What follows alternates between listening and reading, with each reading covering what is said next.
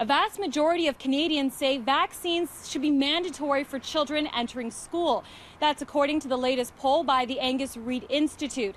It also found that a quarter of Canadians believe that the science behind vaccinations isn't quite clear, believing there is serious risk of side effects from getting the shot. And for one health expert, that's worrisome. It's a really interesting survey. I think it shows the tension that is out there in the public around vaccinations. According to the survey, 1 in 5 who have children under the age of 12 say vaccinations should be a parent's choice and not mandatory. So that really shows how misinformation is having an impact on a sector of the population and is frustrating the other sector of the population. The modern age anti-vaccine movement can be traced back to a man named Andrew Wakefield.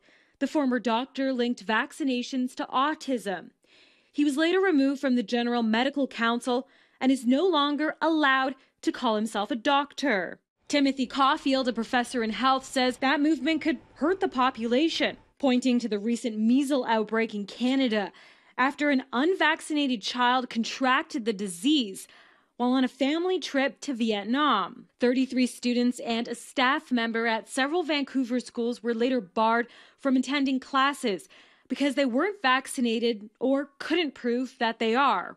It still kills over 100,000 people a year, and many of those people are young kids. So this is serious stuff. I think we're nudging towards the idea that mandatory is a good idea. The group Vaccine Choice Canada declined an on-camera interview with City News, but in a prepared written statement writes, vaccines are biological drugs formulated with complex bioactive and chemical compounds, which, when injected into the body, carry a risk of injury and death for some.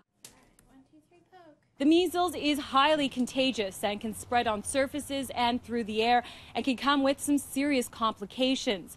In Alberta last year, there were 6 confirmed cases, and this year in Vancouver, there are 9 confirmed cases. In Edmonton, Rochelle Soufi, City News.